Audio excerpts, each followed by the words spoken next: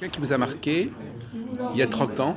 Oui, surtout la différence de la précision de son propos par rapport aux autres auteurs que j'ai pu Ah lire.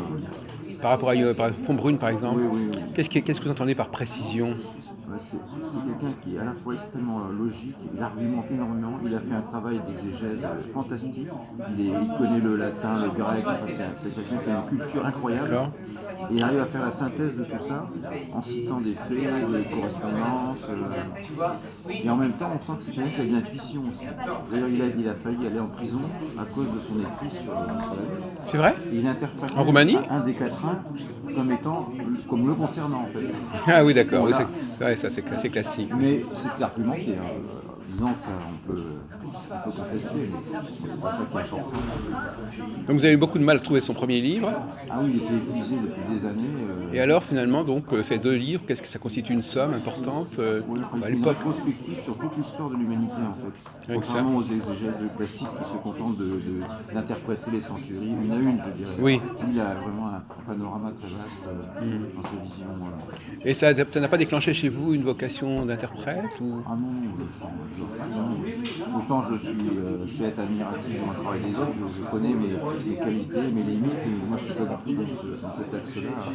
Il faut effectivement avoir une culture Mais énorme. alors vous, avec votre bagage, comment vous expliquez-vous le travail comment expliquez-vous si tant est qu'on accepte son travail comme il est, comment expliquez-vous qu'est-ce que ça veut dire pour vous, qu'est-ce que ça signifie, quelle est la portée de son travail, d'où est-ce qu'il a reçu son inspiration à votre avis, enfin, quels sont les outils que vous avez pour expliquer le phénomène Nostradamus? Euh, alors là, pour moi, c'était quelqu'un d'inspiré.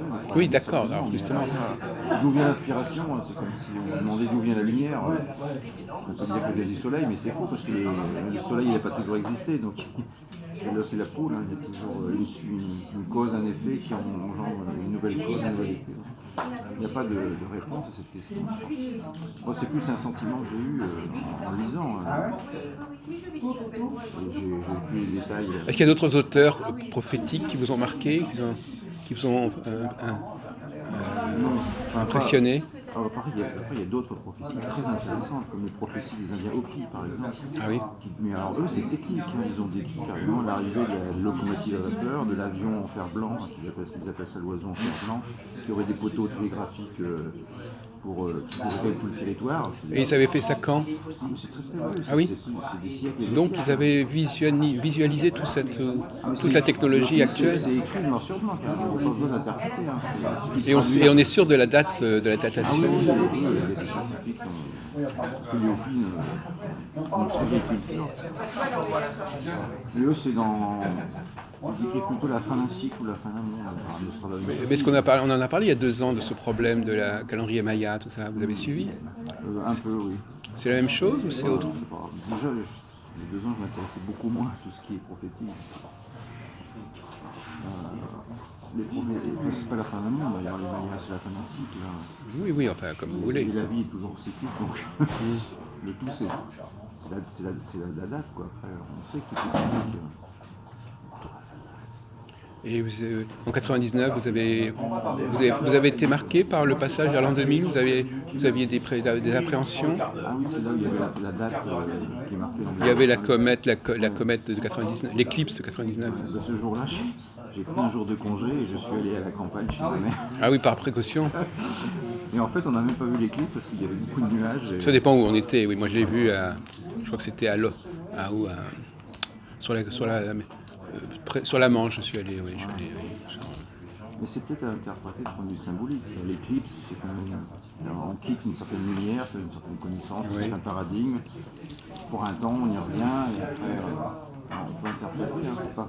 Là, il y avait physiquement une éclipse, mais la portée du texte est peut-être. Alors lui, il était astrologue ou pas finalement?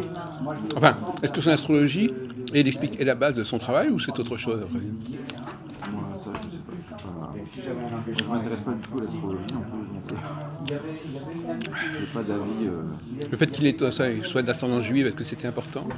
Alors là, Joker. Bon, j'en sais rien. Alors peut-être il y a des choses qui se transmettent, je crois, de génération en génération. Alors ça, c'est une.